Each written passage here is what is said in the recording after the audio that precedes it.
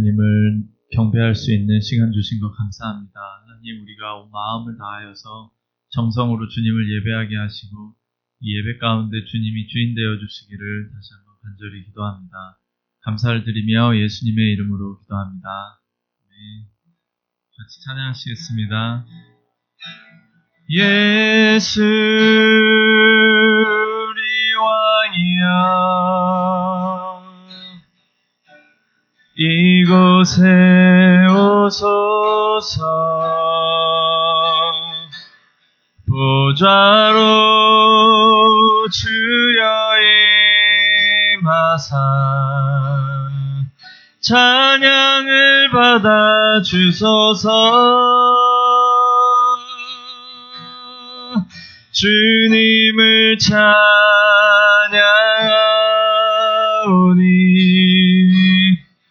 주님을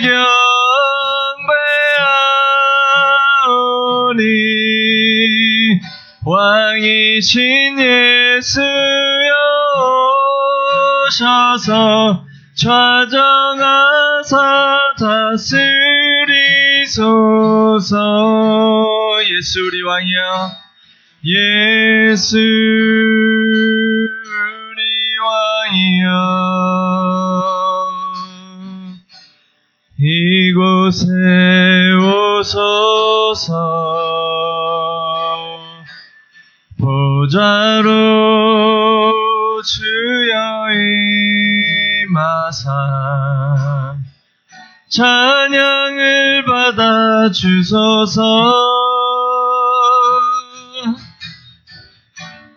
님을 찬양하오니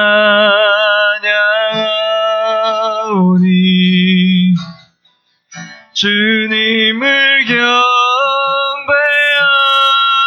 경배하오니 왕이신 예수여 오셔서 좌정하사 다스리소서.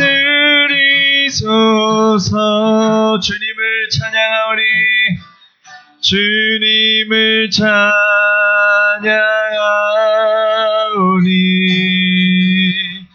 주님을 경배하오니. 아멘. 왕이신 예수여 오셔서 좌정하사 다스리소서. 주님을 찬양하오니 주님을 찬양하오니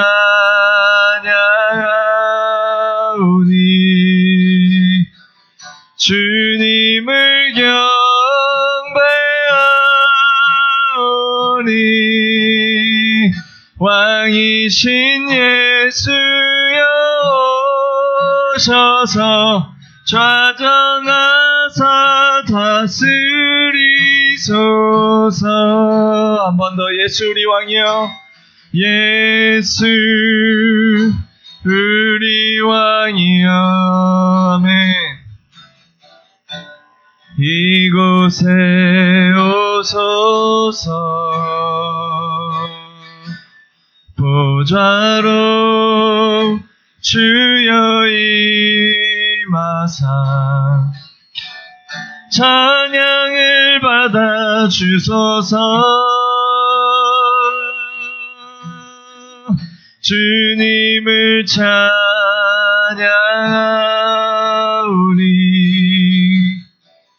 주님을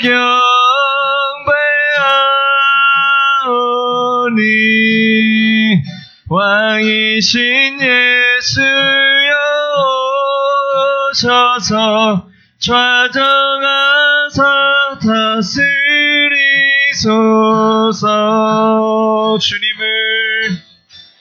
주님을 찬양하오니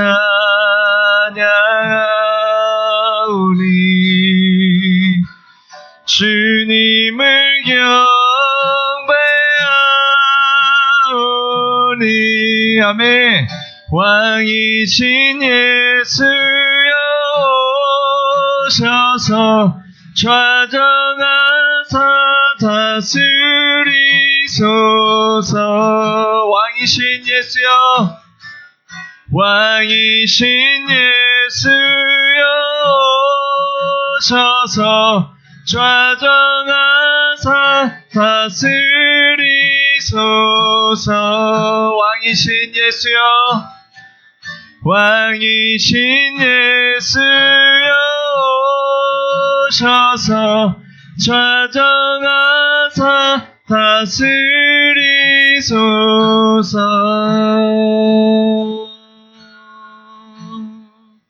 아멘. 빈들의 마른 풀같이 시들은 나의 영혼, 주님의 약속한 성령 간절히 기다리네. 가물어 메마른 땅에 단비를 내리시듯 성령의 단비를 부어 새 생명 주옵소서. 한 번 더. 빈들의 마른 풀, 빈들의 마른 풀같이 시들은 나의 영혼, 주님의 약속한 성령 간절히 기다리네. 가물어 메마른 땅에 단비를 내리시듯. 아멘. 성령의 단비를 부어 새 생명 주옵소서. 반가운 빗소리 들려 산천이 춤을 추네. 봄비로 내리는 성령 내게도 주옵소서.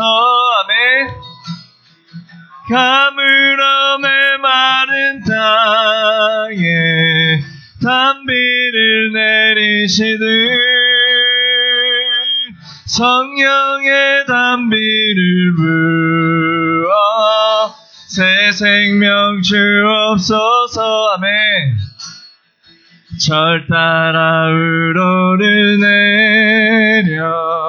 조목이 무성하니 갈급한 내 심령 위에 성령을 부으소서.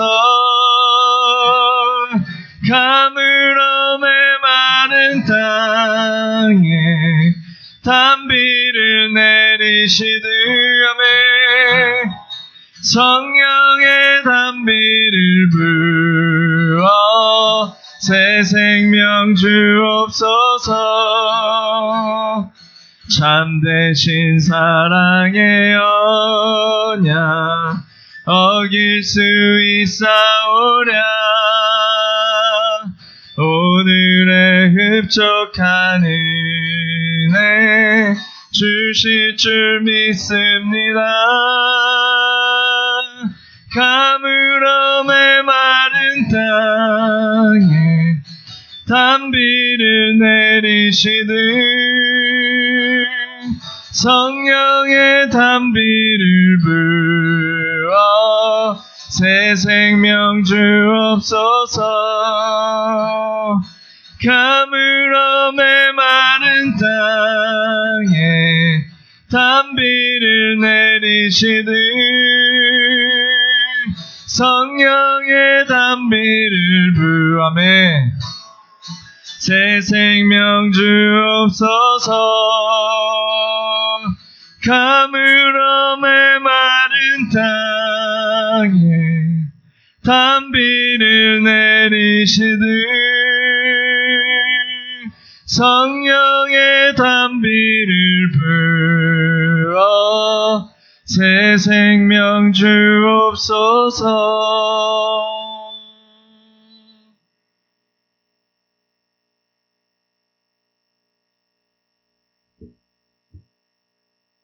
기도하시겠습니다. 하나님 감사드립니다.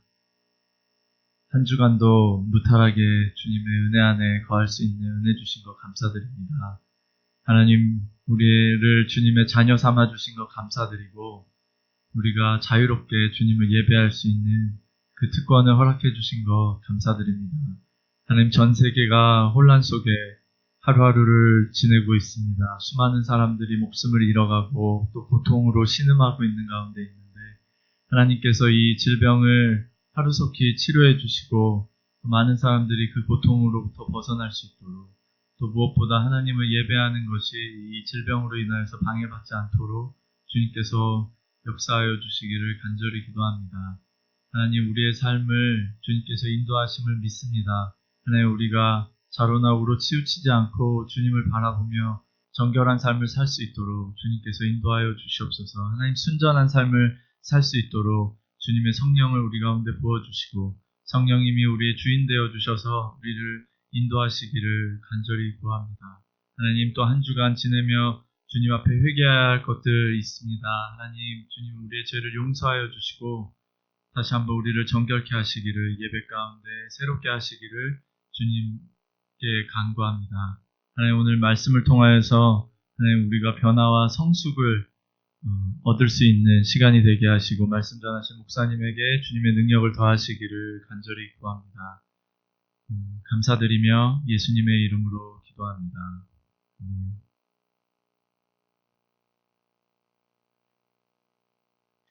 우리 이 시간에는 준비하신 예물 드리시겠습니다.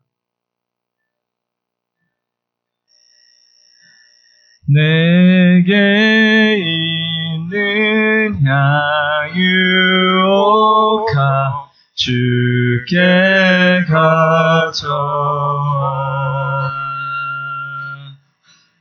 그 발 위에 입 맞추고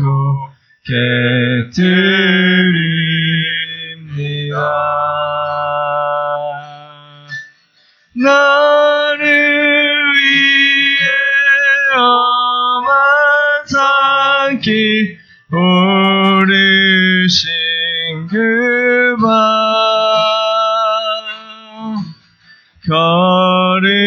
걸음마다 크신 사랑 새겨놓았네.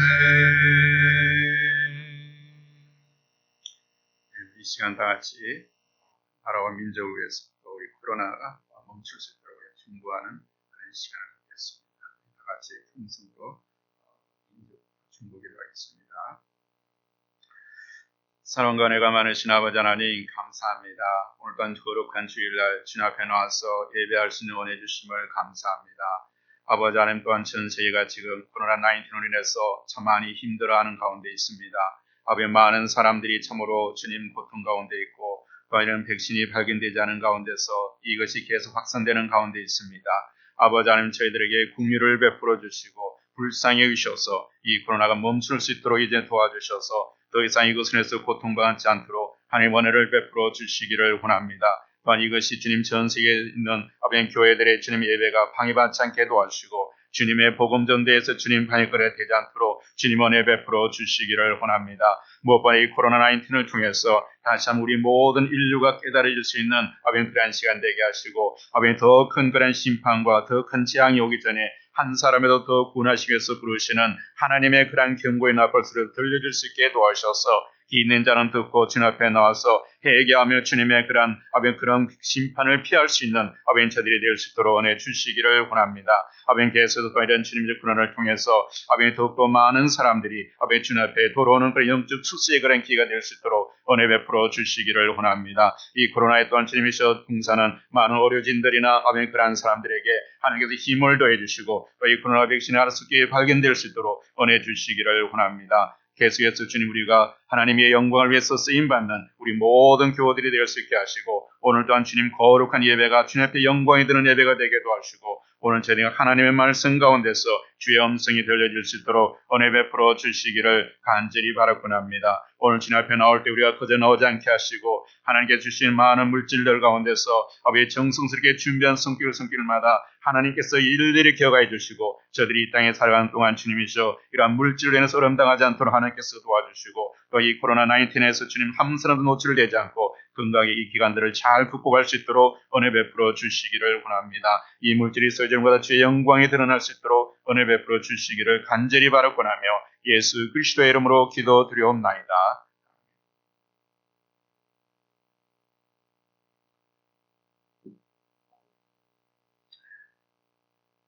광고는 우리 계속해서 주보를 참조해 주시면 좋겠고 또 우리가 계속 아직까지 이 코로나 이걸로 서로 안전의 그런 규칙을 서로 지켜주시고 끝까지 좀 더 인내합시다. 이게 언제까지 진행될지 모르지만도 지금은 우리가 서로가 우리 자신이 서로가 조심할 수 있는 것밖에 없는 거니까 여러분 또 긴장을 늦추지 마시고 정말 이런 곳에서 특별히 이 방역에 신경 써주시면 감사하겠습니다. 이 시간에 다 같이 일어나서 하나님 말씀 보겠습니다. 하나님 말씀은 우리 빌립보서 3장 4절에서 9절 우리가 합독하겠습니다.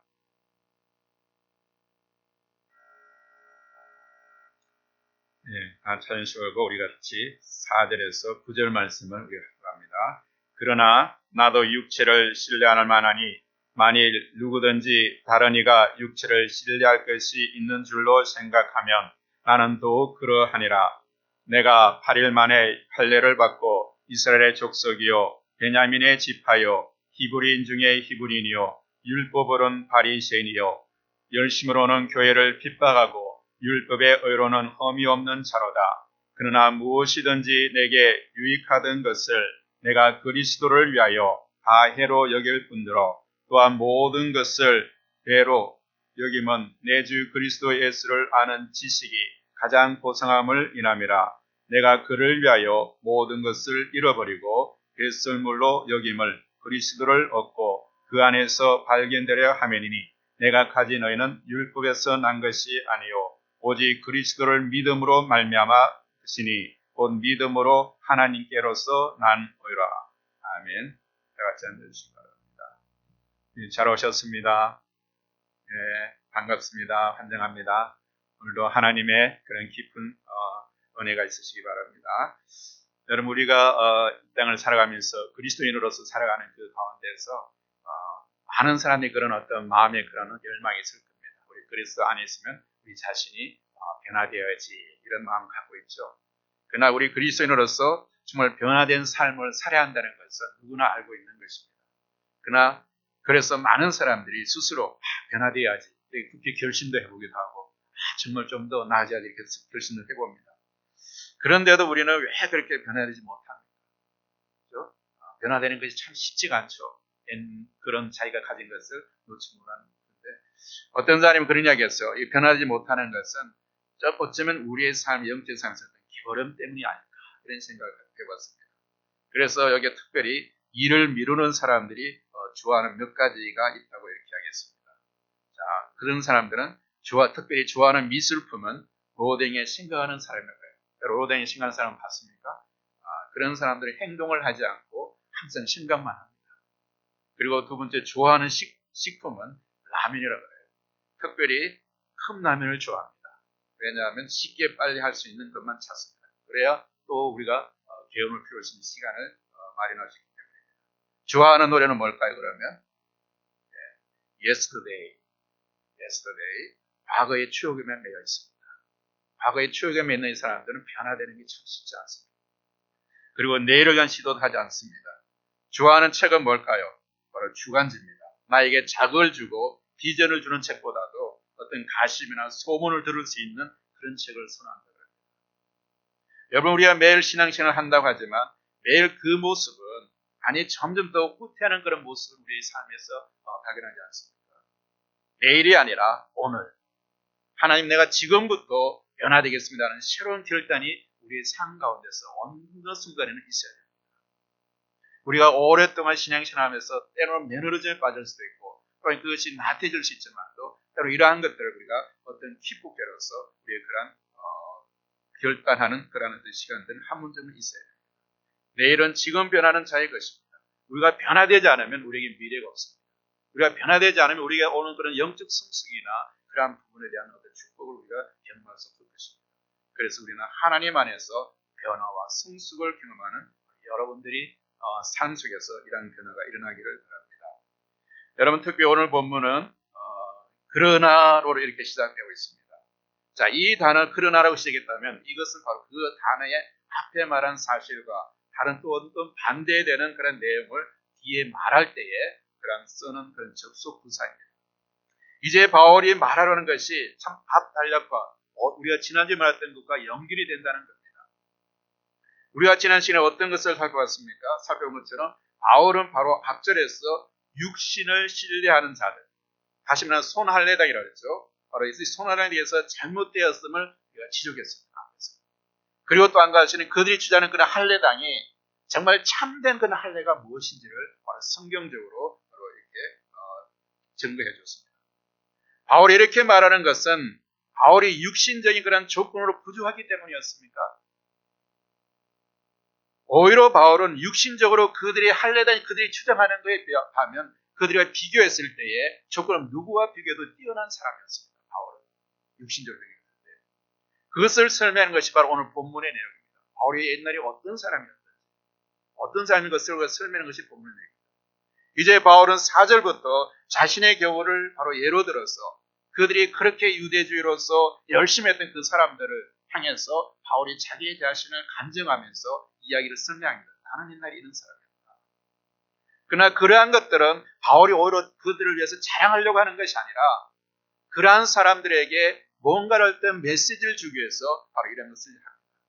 왜냐하면 그 메시지는 뭡니까? 내가 이만한 자랑할 것이 있었지만도 이러한 것을 자랑으로 여기지 않고 유익한 것을 여기지 않고 이유를 복음적으로 얘기합니다. 모든 것을 해로 여겼다고 했어요.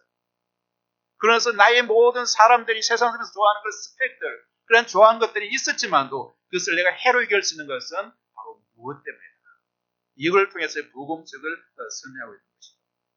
자, 그렇다면 바울이 육신적으로 자랑할 만한 일들이 무엇이었습니까? 오늘 본문에 나와 있습니다. 첫 번째 바울이 육신으로 자랑할 만한 것들, 바로 바울은 육체를 신뢰하는 다른 사람들에 비하여 자신은 결코 뒤지지 않는다는 사실들이 그들이 주장하고 있는 게 뭐였죠? 할례.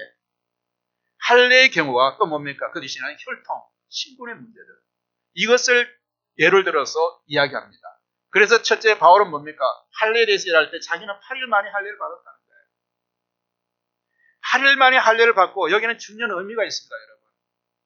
생후 8일 만에 할례를 받는 것은 하나님이 명하신 것입니다. 창세기 17장 22절을 보니까 성경에 보면 약속의 자손으로 태어난 이삭이 바로 8일 만에 할례를 받았습니다. 그리고 예수님도 8일 만에 할례를 받으셨습니다. 반대로 이스마엘, 바로 아브라함의 다른 아들인 이스마엘은 13살에 할례를 받았습니다. 그 전통에 따라 이스마엘족은 13세를 깨달음의 나이라고 하여 그때 할례를 받습니다.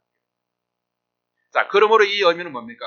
8일 만에 할례를 받았다는 것은 약속의 자손 이삭의 후예임을 자기가 이야기하고 있는 것입니다. 하나님이 선택한 이삭을 하나님께서 이삭의 후손이었다는 것을 자기가 8일 만에 여기서 우리가 알 수 있습니다. 그리고 이 말은 또한 날 때부터 유대인이었다는 것을 이야기하고 있습니다. 날 때부터 유대인이었다는 것입니다. 왜냐하면 바울 당시에는 이방인들이 유대인으로 개종하는 사람들이 많았습니다. 이방인들이. 자, 그러면 이방인들이 유대인을 개종했을 때는 그들이 이방으로 개종할 때 만약에 20살에 개종했으면 20살에 할례를 받게 되겠죠. 만약에 30살에 개종해서 30살에 할례를 받게 되겠죠. 일단 그 다음에 유대인이 개종하는 것은 할례를 준비하고 해야 되기 때문에. 그래서 여기서 8일 만에 할례를 받다는 것은 그가 날 때부터 유대인이었다는 것을 바로 사람들이 이야기하는 것입니다. 그리고 8일 만에 할례를 받았다는 것은 그가 할례 받은 일이 율법적으로 문제가 없는 완전한 할례였음을 말해주는 것입니다. 그러므로 육체적으로 볼 때 바울은 유대인으로서 신뢰할 만한 사람이었습니다. 하나님께 또 특별히 8일 만에 할례를 하게 하시는 특별한 게 있어요. 아니, 그때 우리 생식기나 아이들 태어났을 때 할례를 할 만한 그런 날이거든요. 자, 그래서 이것은 전혀 율법적으로 문제가 없음을 주장했습니다. 그 이유는 할례는 할례 그 자체가 목적이 아니라 복음으로 거룩하게 구별시키는 일에 대한 하나님의 그림자이기 때문에 복음이 온 이상 이 할례는 무익한 것임을 주장합니다. 너희들이 할례에 대해서 계속 그렇게 자랑하고 그렇게 주장하지만도 나야 말하면 나는 너희들보다 더한 할례를 받았지만도 지금은 무익한 것이다. 왜 이것이 무익한 것이냐?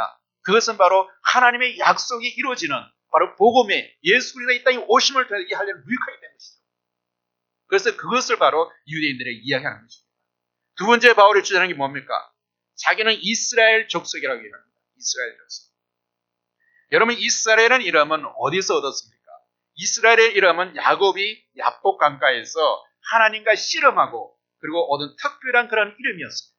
하나님과 씨름에서 얻은 이름이었습니다. 이삭에게는 두 아들이 있었어요. 또 이삭에게는 두 아들이 있었어요. 그게 바로 에서와 야곱이었습니다. 둘이 모두 하나님을 사랑을 받은 것이 아니고 야곱과 에서 중에서 하나님께서 바로 이삭의 후손이 야곱을 선택했다는 겁니다. 그래서 그의 백성으로 삼으셨습니다.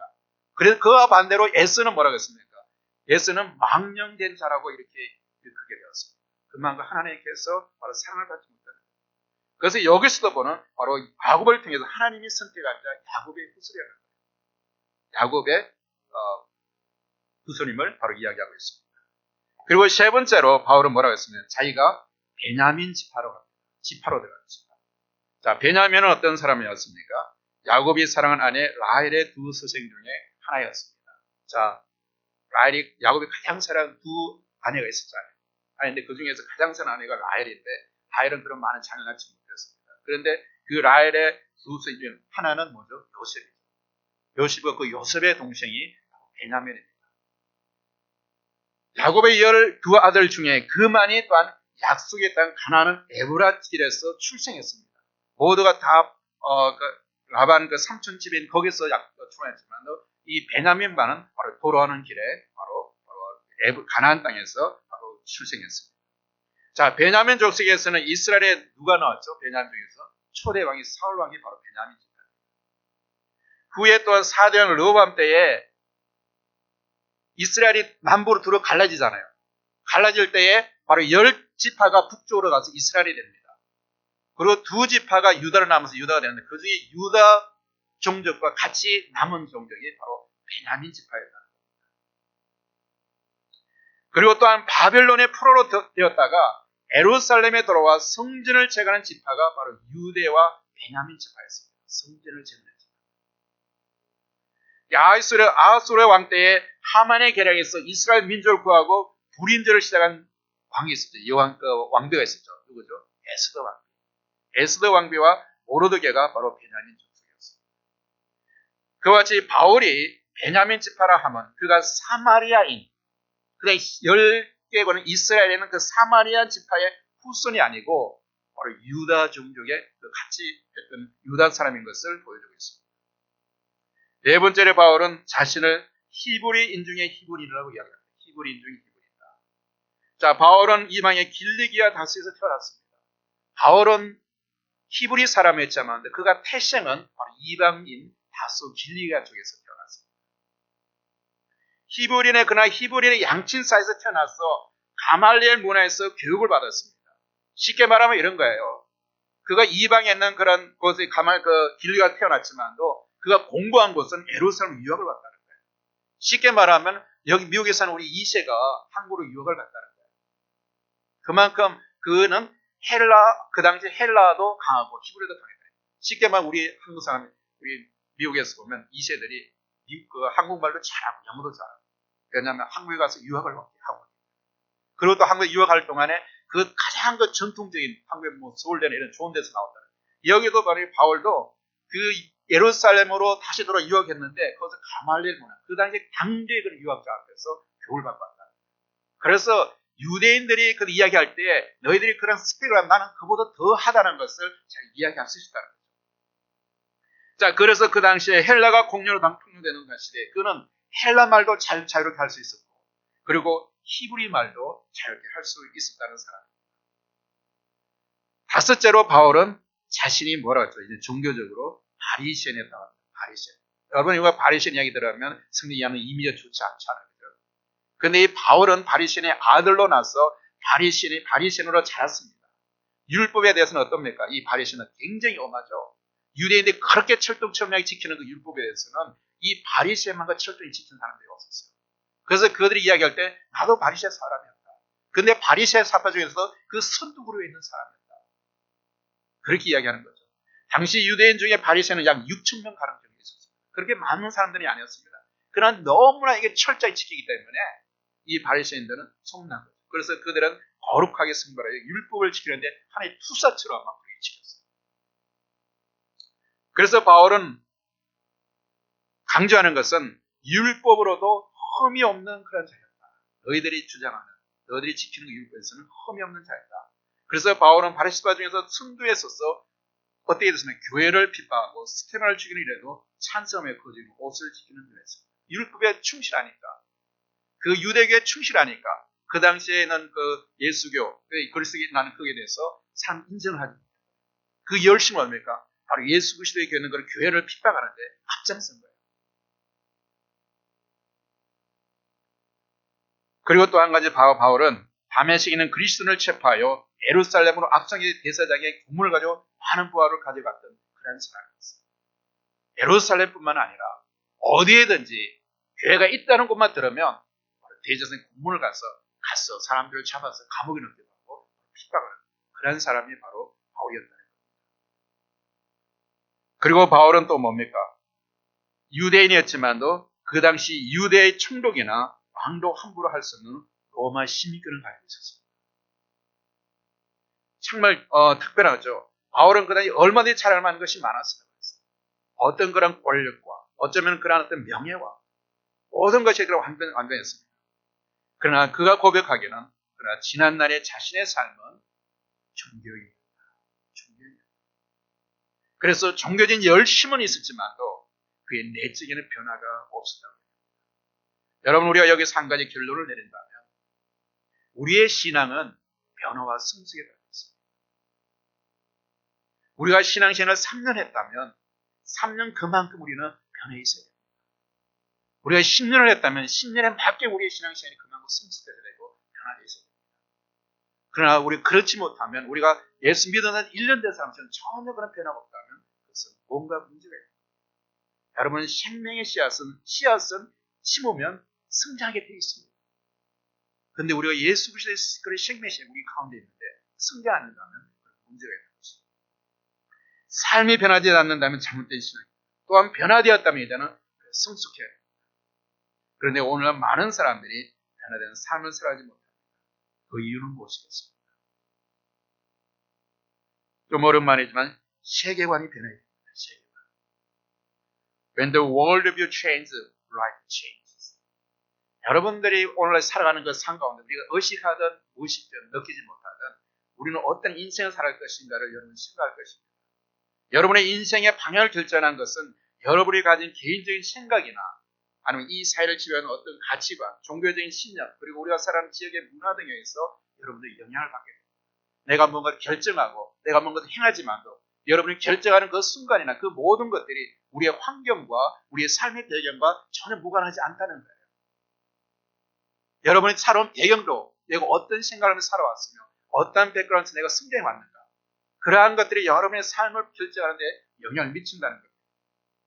그리고 우리가 살아가는 지역의 문화 등에서도 영향을 받습니다.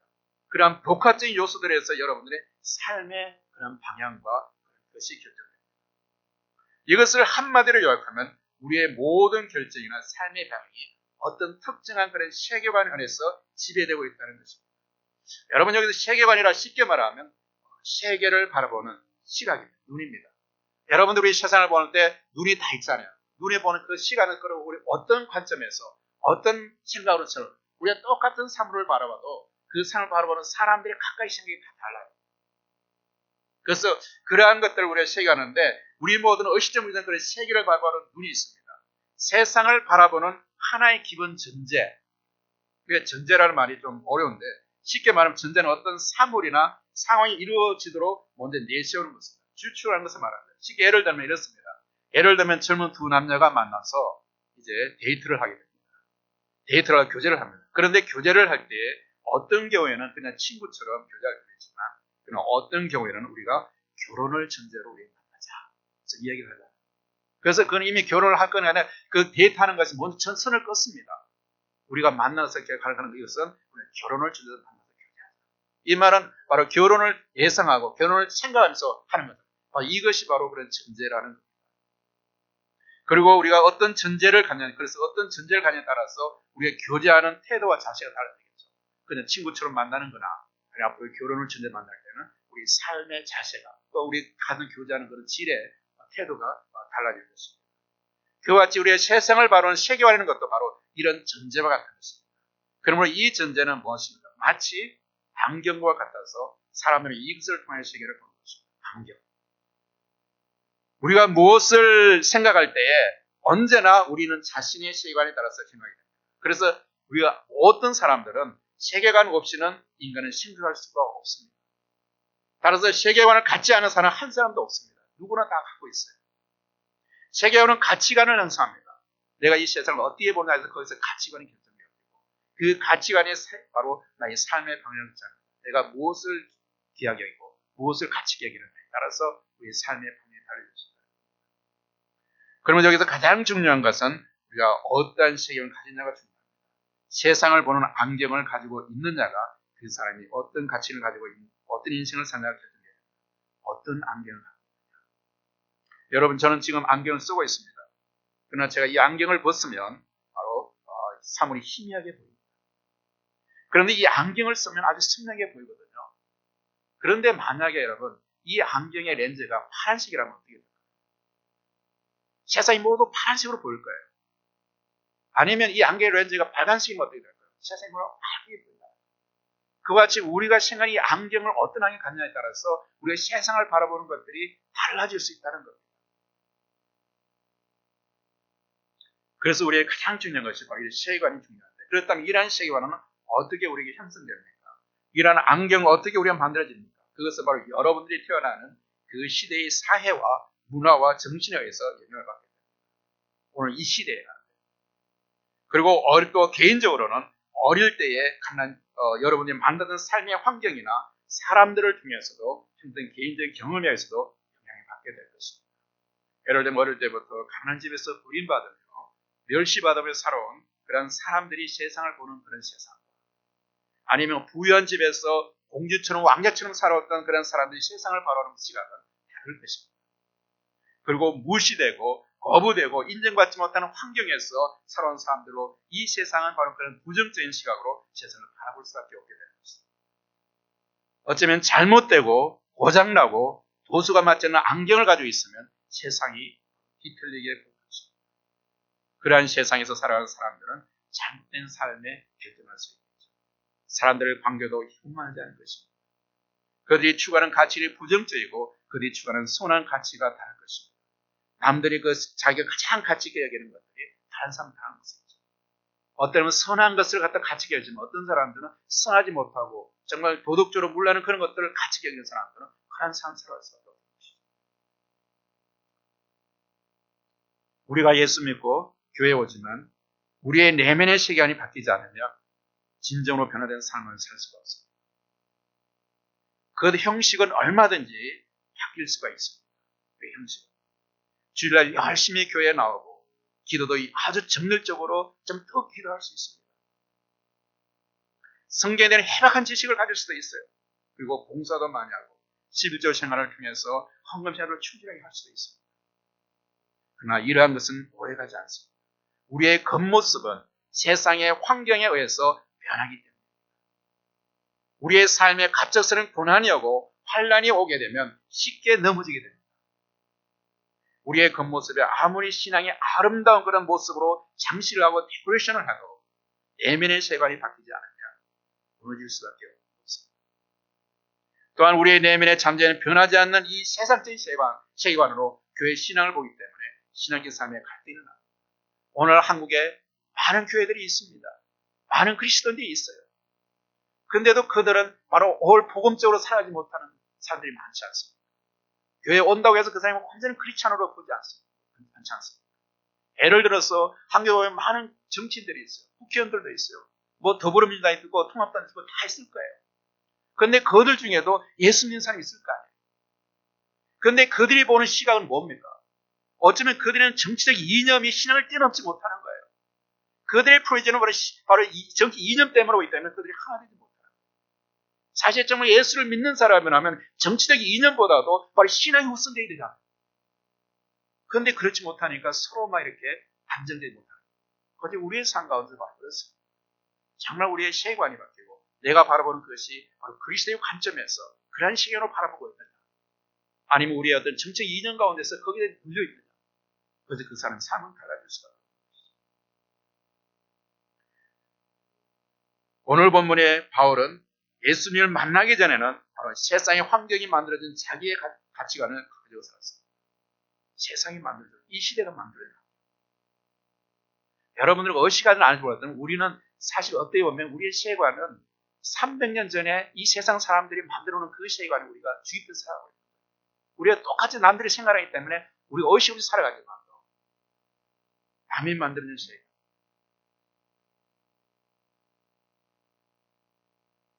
그렇기 때문에 우리의 삶 가운데서는 많은 갈등도 있고 두 가지가 막 싸우는 것이 내면에 그런 갈등이 있습니다. 그리고 그러한 사람들이 바로 내면의 갈등 때문에 신앙들이 승리하지 못합니다. 의지 바뀌지 않고서 어느 정도까지 승리하는 것 같지만 결론적인 곳에서 무너집니다. 그런데 신앙적인 갈등이라는 것은 희망적일 수도 있습니다. 왜냐하면 문제는 그러한 것을 전혀 어시지 못하고 살아가는 자신의 시간을 가치 있는 사람들은 자기가 무엇이 잘못된지 알지도 못합니다. 그렇기 때문에 그만 갈등이라는 것은 뭔가를 의식하게 됩니다. 희망적입니다. 세상적이고 인간적인 조건들이 오늘 본문의 바울은 예수님을 만나기 전에 세상적으로 만들어진 가치를 가지고 살았습니다. 세상적이고 인간의 조건들만 자랑했습니다. 8일 만에 할례를 받은 것, 순수한 이스라엘의 혈통을 지닌 것, 로마의 시민권을 가진 것, 그리고 가말리엘 문화에서 공부한 것, 율법으로 철저한 바리새인이었던 것을 그는 자랑했습니다. 오늘날 우리의 관점에서 보면 검수들 집안에서 태어나서 많은 사람들의 보호를 받으면서 명문대학을 나오고 부모의 재산을 물려받든지 아니면 좋은 직장으로 좋은 스펙을 쌓는 것을 자랑하는 것 같습니다. 그런데 이러한 조건, 신뢰할 만한 육체의 조건을 가진 바울에게 놀라운 변화가 일어났습니다. 그가 종교적인 열심을 가지고 예수 믿는 사람들을 찾기 위해서 다메섹으로 가는 도중에 예수님을 만났습니다. 분명히 예수님을 만난 그런 경험을 통해서 그의 인생은 바로 180도로 변했습니다. 자신이 가던 삶의 방향에서 완전히 돌아섰습니다. 그가 이제까지 추구하던 이 세상의 가치관이 무익하게 생각되었습니다. 이 세상의 가치관, 그동안 소중하게 여겼던 이 모든 것을 뭐라고 했습니까? 뱃설물로 여기는 놀라운 그런 변화가 일어났습니다. 여러분들은 예수님을 만났습니까?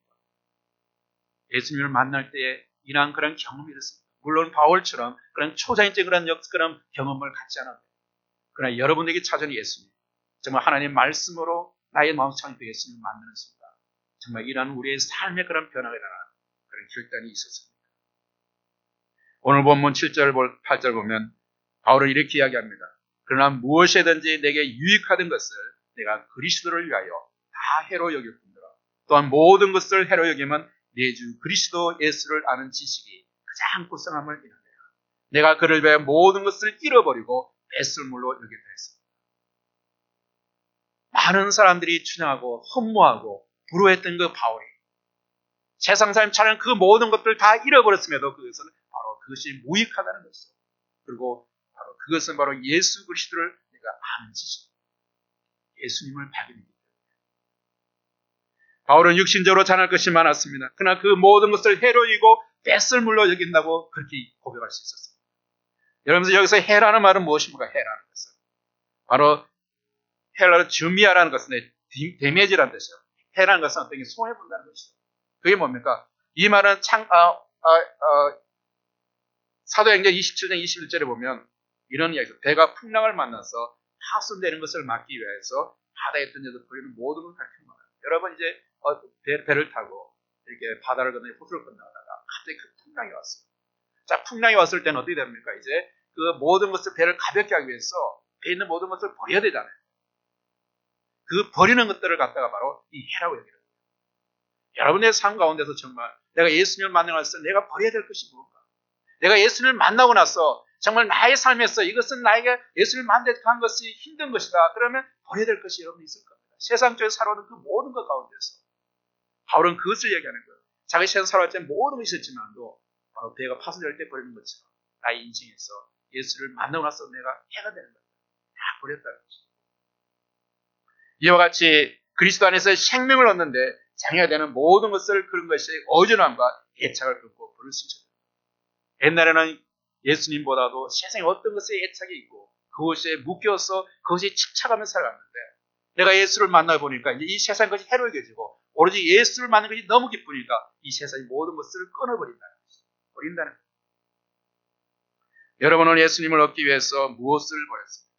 여러분은 예수님을 얻기 위해서 아니면 그러한 것을 버리지 못해서 아직도 예수님과의 관계를 맺지 못하고 어쩌면 왔다 갔다 하고 있습니다. 우리의 명예, 학벌, 권력 또 어떤 것이라도 예수님에게 가까이 가는 것에 장애가 되는 것은 해가 됩니다. 그러한 것에 매여 있으면 인생의 배가 침몰할 수도 있습니다. 물론 이러한 모든 것에서 물리적으로 원칙적으로 완전히 단절시키는 것은 아닙니다. 다만 그러한 것들에서 예수님에게 신뢰를 두고 예수님을 의지하는 데 방해가 된다는 것을 조심해야 된다는 거예요. 모든 걸 다 버리는 거예요. 방해가 된다는 것을. 여러분도 배설물이라는 것은 뭡니까? 배설물. 이 말은 몸에서 내보내는 배설물. 여러분 배설물 알잖아요. 몸에서 내보내는 거. 여러 가지 배설물 우리 몸에서 나쁜 것도 다 내보내잖아요. 그걸 배설물이라고. 그리고 또 한 가지는 그 상에서 떨어져서 개에게 던져주는 부스러기를 배설물. 상에서 떨어진 것들은 먹지 않잖아요. 산상에 떨어진 그 갖다가 개들이 던져줬어요. 이것을 바로 배설물로 얘기했어요. 그런데 여러분 그 사도 바울이 그 앞절에서 보면 유대 율법주의자를 개들이라고 얘기했어요. 개들 했는데 이 개들은 그 당시의 사람들은 계속 뭔가 이런 세상적인 것을 계속 추구했다는 것이죠. 바로 그런 사람들이 던지는 부스러기 같다는 것이죠. 그런 사람들이 먹는 것은 나에게서는 배설물 같다는 거예요. 세상 사람들의 관점에서는 가장 부러워하는 이 모든 것을 한날 배설물로 여길 수 있는 이러한 가치관의 변화는 바로 바울에게 엄청난 변화입니다. 이러한 변화는 이 모든 것보다 더 소중하고 귀한 것을 발견함으로써 그의 세계관이 바뀌기 때문입니다. 여기서 바울이 발견한 가장 소중한 고성함은 무엇이었습니까? 8절에 보면 내주 그리스도를 예수를 아는 지식이 가장 고성합니다. 세상에 그 많은 어떤 스펙이 있지만 나에게 가장 중요한 것은 이제 그런 것이 나에게 가치 있는 것이 아니라 내가 예수 안에 들어보니까 바로 예수 그리스도 예수를 아는 지식이 가장 고성하다고 고백하고 있습니다. 여러분은 이 세상에서 예수님 한 분으로만 좀 만족한다는 그런 고백을 하고 있습니다. 세상에 많은 것이 있지만 그보다 우선적으로 예수님 한 분으로만 만족하십니다. 바로 바울의 고백이 그 고백입니다. 여기서 그리스도를 아는 지식은 무엇을 말하는 것입니까? 그것은 바로 예수 그리스도를 믿음으로 얻는 하나님의 의입니다. 이제까지는 자신의 의로 세상을 살아왔지만도 나의 힘으로 나의 능력으로 나의 노력으로 살았지만도 이제 그 모든 것을 기법하고 오로지 하나님의 의로서 하나님의 은혜 가운데 하나님 주시는 그 어려운 것으로도 살아간다는 거예요. 여기서 하나님의 의는 무엇입니까? 여기서 하나님께서 그들을 어라고 이야기해 뭐죠? 바로 그것은 믿음으로 얻는 것이라고 했어요. 그 믿음은 뭡니까? 예수 그리스도를 믿는 믿음으로. 그것이 바로 하나님의 의입니다. 하나님은 완전하신 분이시고 거룩하신 분이기 때문에 죄를 싫어하세요. 그래서 우리가 죄의 몸으로서 하나님 앞에 절대 나갈 수 없습니다. 죄는 적게 하나님 앞에 구할 수 없어요. 우리가 하나님 앞에 나갈 수 있는 것은 우리가 의인이 되어서 나가는 거예요. 그런데 이 땅에 의인이 있습니까? 하나님 앞에 설 수 있는 의인이 누가 있으면 얘기해요? 하나님 앞에 나갈 수 있는 의인은 아무도 없는데 그것이 바로 예수 그리스도를 믿는 믿음. 예수 그리스도 때문에 우리를 위해서 대신 죽으셨잖아요. 십자가에 죽으셨잖아요. 피를 흘려서 대신 죽으셨잖아요. 그래서 하나님께서 바로 예수 그리스도를 통해서 나를 어렵게 봐준다는 거예요. 그래서 우리는 예수 그리스도를 통해서 하나님께 어를 얻은 거예요. 하나님 나갈 수 없었지만도. 그래서 우리가 구원받는 거예요. 의인의 몸에서 구원을 받는 거예요. 바로 우리가 얻는 것은 바로 이런 믿음을 얻는 예수 그리스도를 얻는 믿음이에요. 이것이 바로 하나님의 의. 그것이 가장 고상한 것이죠. 세상에 그 무엇을 우리가 구원받을 수 있습니까? 예수 그리스도 외에. 예수께서 우리를 위해서 해놓으신 그 놀라운 그런 십자가의 그런 사역. 그 외에 다른 어떤 분이 있습니다. 하나님 그게 바로 우리 주신 구원의 길이에요. 우리가 말하는 하나님의 구원의 길. 그 외에는 다른 길이 없어요. 우리가 하나님의 나을 수 있는 길에 다른 길이 없다는 거예요. 그래서 그리스도의 바로 예수님께 우리가 하나님께 나아갈 수 있는 것은 우리 죄를 당하신 예수님의 피로 인해서 우리가 어인이 되어서 하나님께 서는 것입니다. 그러므로 예수님께 대한 믿음은 바로 구원에 있어서 너무나 중요합니다. 또한 여기서 우리가 안다는 것이 나옵니다. 그리스도 예수 지식을 그리스도 아는 지식을 했는데 이 안다는 것은 바로 그리스도에서 그냥 피상적으로 지식적으로 아는 것이 아니에요. 이 안에서 바로 인격적으로 그리스도를 만나고 안다는 것이에요. 이것은 개인적 경험적인 관계를 의미합니다. 여러분 구약에 보면 그 단어들이 있는데 그것이 뭐냐면 서로 부부가 만나서 관계를 맺는 것, 같이 그 친밀 관계자, 그 관계를 맺는 그것을 안다는 이야기가 있어요. 그렇기 때문에 여기서 안다는 것은 관계를 얘기합니다. 관계. 친밀한 관계. 그래서 피상적으로 알고 있는 이것이 아니라 관계를 만난다는 것입니다. 그렇기 때문에 우리는 이런 인격적인 그런 만남에 대해서 이야기합니다. 이것은 개인적으로 경우는 바로 친밀한 관계를 맺는 것입니다. 바울은 예수님을 만남으로써 그의 내면의 세계관이 바뀌었습니다. 그의 가치관이 바뀌었습니다. 세상적인 세계관에서 그리스도 중심의 세계관으로 바뀌었습니다. 옛날에는 가치게 생각하던 것이 이제는 배심을 얻게 됐고 새로운 가치관이 생겼다는 것입니다. 세상을 보는 관점이 달라졌습니다. 우리가 보는 세상을 저는 그리스도가 바로 자기의 안경이 되어서 그리스도의 관점에서 세상을 바라보는 거예요. 그런데 오늘 많은 사람들은 교회에 들어왔음에도 불구하고 세상적인 관점을 갖고 들어와요. 세상의 법이 어떤데, 세상은 이렇게 했는데, 세상 나의 경험은 어땠는데, 이런 관점으로 이 교회를 바라보니까 문제가 있는 거예요. 이게. 여러분 성경 관점에서 다시 볼 수 있는 그런 하나님의 관점, 그리스도의 관점을 갖기를 바랍니다.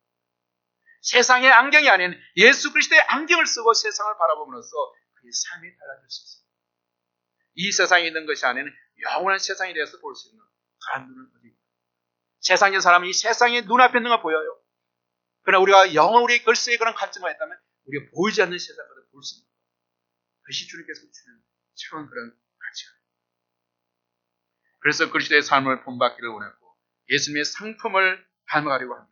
그래서 예수님이 부활의 천국에서 기쁨으로 받아들입니다. 바울은 예수님을 만남으로써 그의 인생이 변했습니다. 그리고 이 세상에서 가장 소중하고 고설 일에 자신의 삶을 헌신할 수 있었습니다. 예수님을 진정으로 만난 사람은 세계관이 바뀌고 가치관이 바뀌고 그리고 그의 삶의 자세와 태도가 변합니다. 우리가 예수님 만나고 내 내면의 시가 달라진 사람들은 그의 삶의 자세가 바뀌어진 걸 볼 수 있어요. 열매로 알 수 있다는 거죠. 바울은 자신이 가진 집안 배경, 학력보다 그리스도를 아는 지식을 더 소유했습니다. 그리고 반복해서 빌립보 교인들에게 자신의 집안 배경이나 학력보다도 그리스도를 믿는 믿음을 더 중요하고 소중한 것이라고 권면하고 있는 겁니다. 우리는 무엇을 선택해야 됩니까? 이 바울의 권면 앞에서 이것이 빌립보 교회 성도들에게만 권면한 것이 아니라 오늘 삶 여러분들에게도 똑같은 그런 심정으로 바울이 권면하는 그런 말씀으로 들려주시죠. 이러한 상황에 우리는 무엇을 선택해야 합니까? 이 세상이 집안 배경과 학력을 중요하게 여기기 때문에 그리고 이러한 것은 이미 세상에 만연했기 때문에 우리가 아무리 바꾸려고 해도 바꿀 수 없기 때문에 노력도 안 되니까 그럼 이 세상을 따라가야 됩니까? 세상 요관대로 흘러가야만 하겠습니까? 아니면 우리에게 주어진 세상의 안경을 바꾸어서 믿음의 어휘를 따라 정말 세상 사람들이 힘들어하지만 더 좁은 길로 우리가 걸어가야 되는 것입니다. 올바른 선택을 할 수 있으면 여러분들에게 선택했으면 좋겠습니다. 오늘의 말씀을 바꾸게 살아가는 우리에게 변화를 축복하고 있습니다. 그리고 이러한 변화의 삶을 위해서 그리스도는 우리가 어떠한 세계관을 갖고 어떠한 안경을 가지고 이 세상을 바라봐야 되는지 그래서 우리에게 축복하고 있습니다. 육체를 신뢰하지 않고 세상을 따르지 않고 오직 그리스도를 아는 지식을 통해서 올바른 세계관을 가지시기 바랍니다. 여러분의 삶의 변화와 성숙을 위해서 예수님의 다스림 속에 예수님의 축복 속에 들어가는 그런 세계관의 변화를 경험하시기 바랍니다. 그러면 그 속에 있으면 그리스도 안에서 성숙을 하게 됩니다. 이러한 축복 여러분이 있기를 바랍니다. 기도하겠습니다.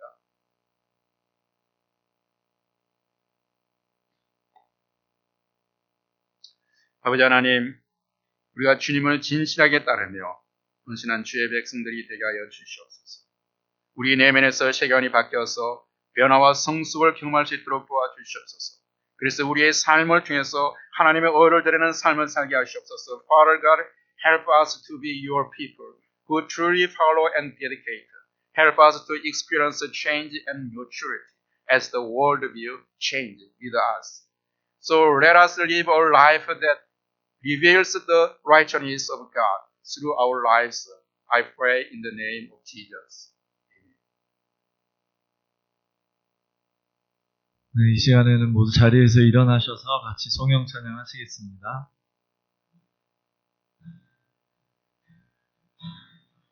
주님 다시 오실 때까지 나는 이 길을 가리라. 좁은 길 나의 십자가 지고 나의 가는 이 길 끝에서 나는 주님을 보리라. 영광의 내 주님 나를 맞아 주시리. 주님 다시 오실 때까지 나는 일어나 달려가리라. 주의 영광 온 땅 덮을 때 나는 일어나 노래하리. 내 사모하는 주님 온 세상 구주시라. 내 사모하는 주님 영광의 왕이시라. 이제는 우리 주 예수 그리스도의 사랑과 하나님의 은혜와 성령님의 인도하심이 오늘 말씀을 들음으로써 주 예수님 안에서 우리의 내면의 시간이 바뀌고 변화와 성숙을 경험하기를 원하는 모든 타일러교회 성도들의 머리와 그들의 가족들과 예수 믿고 구원받을 이적의 모든 사람들을 위해 지금부터 영원토록 함께 계실지어다.